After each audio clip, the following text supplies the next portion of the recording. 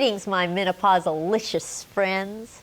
I'm so glad to be here with you today. You know, I'm especially eager to give you this tutorial because I think it's the most important one of all so far. The more I work with menopausal women, the more clearly I see what's really going on in the world of menopause. And the more I work with menopausal women, I see what's not working for them. So today I want to put some things into perspective for you. I call this tutorial the most important thing about menopause. And that's because I'm going to give you the big picture. This is somewhat of a summary, but it's super important. I've already given you bits and pieces of what you're going to hear today, but for now, I want you to connect the dots for you. You see, when it comes to something as big as menopause, it's really easy to get focused on the small things and be blind to the big picture.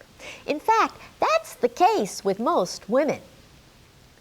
Before I go on, let me tell you why you should definitely watch this video. As I said earlier, I think it's the most important one because it brings everything together and shows you how misplaced the focus is for most women. It's the one every woman should watch no matter what your age. In it, I'm going to give you the bottom line on managing your menopause. I'm going to tell you the most critical thing of all for choosing your management options. You don't need the book, you don't need the notes, but you do need to give this your full attention. Okay, so let's get started. I've taught you that the human lifespan is only supposed to last for 1 billion heartbeats. That means we're supposed to die at about age 47. But we're living long enough to have 2.1 billion heartbeats. I call it our billion beat bonus. Most animals have no such thing as a menopause. And that's because Mother Nature sees no use for you once you've performed your reproductive functions. According to Mother Nature, the life cycle of all animals on Earth is birth, reproduction, and death. That's it. In Mother Nature's mind, your only purpose is to contribute to survival of the species. And it's that way for every animal on Earth. What this means is there's nothing natural about menopause. It's absolutely, completely unnatural. We're supposed to be dead. Menopause represents a situation in which you've outlived your ovaries and the hormones they produce. Mother Nature never intended for us to do that. It's all the scientific and medical advancements that enable us to live so long.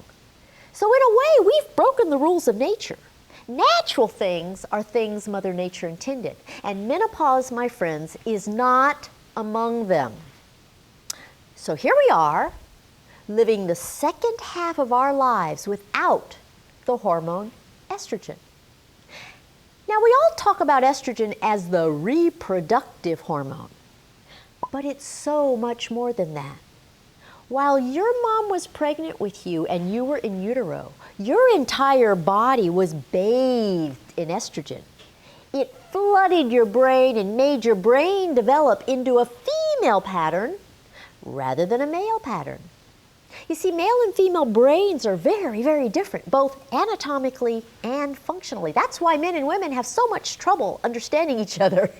But it's not just your brain that's been marinated in estrogen. It's every cell in your body. So when you're born, you continue to have very high estrogen levels until you're about 2 years old. And then it's relatively low until puberty. And that's the case with testosterone in males too. And then when puberty comes along, estrogen floods your body again, bathing every cell, governing your figure, your thoughts, your emotions, and making you, you. And that goes on all your reproductive life. Every cell of your body is critically dependent on estrogen. Your body needs estrogen to function. And then wham! Along comes menopause. And at the age when you're supposed to die, according to Mother Nature's plan, your estrogen supply runs out. And what happens? You feel awful. You have 22 symptoms of menopause. Now, if you run out of any other substance that your body needs to function properly, we call it a deficiency state. And we replace the missing substance simply because your body cannot function normally without it. That's the case with insulin, thyroid hormone, even vitamin D. And with menopause, it's estrogen. So why do we think it's okay to live without estrogen? Mother Nature didn't intend for us to live without it. She intended for us to die, and we feel awful without it. So why is it okay to live without estrogen, but it's not okay to live without insulin or thyroid hormone? If men suddenly lost their testosterone, do you think they'd say, oh well, we'll just live without it? No, they'd replace it faster than you can say replacement. And there would be all sorts of societal support, education, options, and accommodations for that. So you have to stop and think about this. Do you consider estrogen loss at menopause natural, or is it an unnatural deficiency state? Okay, so here's this natural substance called estrogen that your body has produced until it's time for you to die. But instead, you keep on living even though you've run out of it. It served you well in so very many ways. It enabled you to reproduce. It made you look and feel feminine. It gave you your crisp memory, your soft skin, your lubricated vagina, your fast metabolism, and it even made you sleep well at night. And it also prevented you from suffering a heart attack, osteoporosis, or Alzheimer's disease. It's a natural substance that your own body produced. You just ran out of it. So why is everyone so afraid of it? Where does that fear come from? What did estrogen do all those years to scare you? How did something that's been so good for you suddenly become so bad for you? What changed? And when did estrogen transform from a substance that benefited you to one that harms you? If you just linger with that thought for a while, you'll find that it's really difficult to come up with an answer. And remember, you had two reproductive hormones, estrogen and progesterone. Why do women fear estrogen but not progesterone? Why is progesterone a friend while estrogen is a foe? Progesterone isn't even there for you. It's in your body for the sole purpose of supporting a pregnancy. It's the baby's hormone, not yours. And progesterone is the hormone that makes you feel yucky. It causes depression, moodiness, drowsiness, weight gain, and acne. Yet, again and again, I encounter women who think they can use progesterone instead of estrogen for their postmenopause. They view estrogen as bad and progesterone as good. So how is it that estrogen goes from being the good guy to being the bad guy? And progesterone goes from being the bad guy to being the good guy. The fact is that the risks are greater for estrogen and progesterone together than they are for estrogen alone. Oh, I know what you're going to say. You're going to say estrogen causes breast cancer. Does it? Is that a fact? Actually, it's a myth. Here's the truth. Nobody knows whether or not estrogen causes breast cancer. We simply don't have the answer. Sure, your breasts respond to estrogen, but they also respond to progesterone. That's how you grew breasts in the first place. That's how you produced milk to breastfeed. That's why your breasts hurt before your periods and in early pregnancy. But causing your breasts to do all those things is a far cry from causing breast cancer. So why all the fear? Or maybe I should say fears, because there are really two separate fears. We've already established that women become fearful of the very hormone that has been so good to them, estrogen. So fear number one is estrogen. And close behind that is the fear of breast cancer. I ask you, is that rational? Okay, I know you're scoffing right now. But you know that I only want you to know the facts, so let's talk about the facts. Women fear breast cancer more than any other disease. Do you know how many women die of breast cancer? 1 out of every 29 women die of breast cancer. But do you know what the biggest killer of women over the age of 50 is? It's not breast cancer, it's heart attack. And do you know how many women die of heart attack? 1 out of every 2. So only 1 out of 29 women die of breast cancer, and 1 out of 2 die of heart attack. Your chances of dying from a heart attack are 8 times greater than your chances of dying from breast cancer. And 15 times more women die from heart attacks than breast cancer. Yet, everyone is most afraid of breast cancer. Does that make sense to you? You see, these are the facts I want you to know. So here you are, getting an extra billion heartbeats and outliving your ovaries and defying the laws of Mother Nature in an estrogen deficiency state that makes you feel terrible. But you won't replace the estrogen because you're afraid of it and believe it causes breast cancer. And you believe breast cancer is the most likely thing to kill you. So instead of focusing on the thing that is most likely to kill you, which is a heart attack, women focus on hot flashes. Granted, hot flashes are uncomfortable, but they're not going to kill you. A heart attack is. If we expand that perspective a bit to the big picture, what we're dealing with is the short term versus the long term.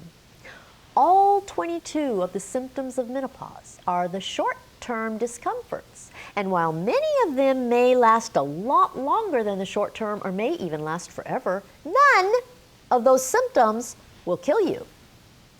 But there's a list of diseases that are associated with menopause that can kill you. They're heart attack, osteoporosis, breast cancer, uterine cancer, ovarian cancer, and Alzheimer's disease.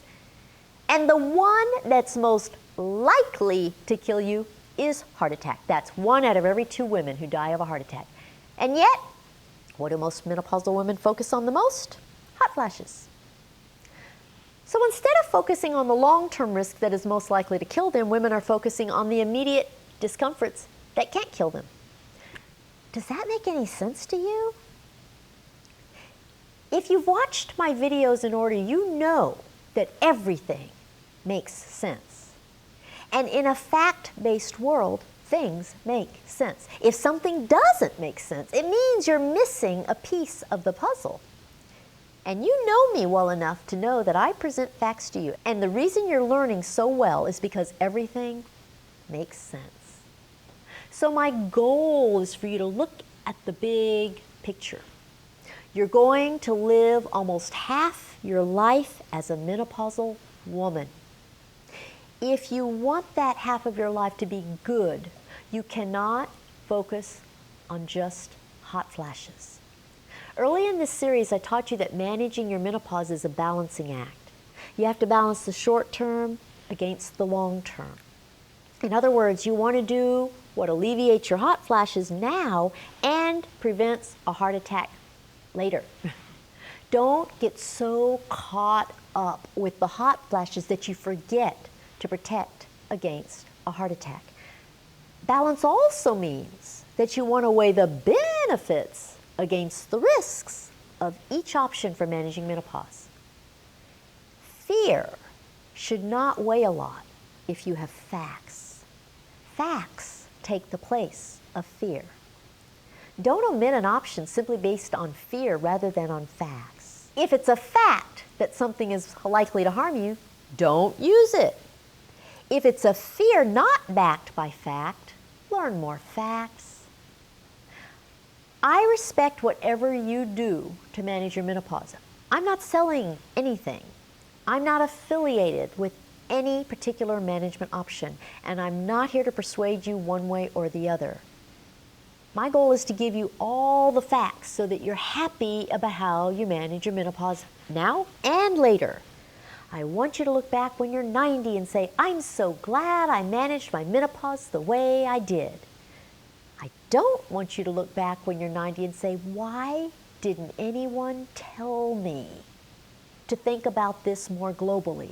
I would have done things differently. And I don't want you to die before you're 90. Okay, so the bottom line is this. Instead of being menopausal, you're supposed to be dead. But instead of being dead, you're living without estrogen. And while you used to like it, now you're afraid of it. And you're worried that it will cause a disease that is unlikely to kill you. And all those fears are making you forget about the disease that is likely to kill you. So instead of focusing on it, you're focusing on hot flashes, which most certainly won't kill you. And the question is, will you be happy with your menopause management when you're 90? Will you even make it to the age of 90? Big dilemma, huh? The reason I gave you this tutorial now is because you've had enough background to understand it. Eventually, we're going to launch in tutorials on each and every one of those 22 symptoms of menopause. And it's going to take months to get through them all. And after that, we'll address in detail each of those diseases that are associated with menopause. But I don't want you thinking that the symptoms are more important than the diseases. The diseases are much more important. They represent the big picture, and I want you to know that now rather than having to wait until we get to them to discover that for the first time. You can certainly get my book or attend one of my seminars or get the seminar on DVD if you want all the information sooner than you'll get it in these videos. But the key is don't lose sight of the big picture. Okay, that does it. Feel free to ask questions. I hope this tutorial really helps you think about menopause in a more global way. I'll see you in a week. In the meantime, follow me on Facebook, Twitter, and Instagram. Bye.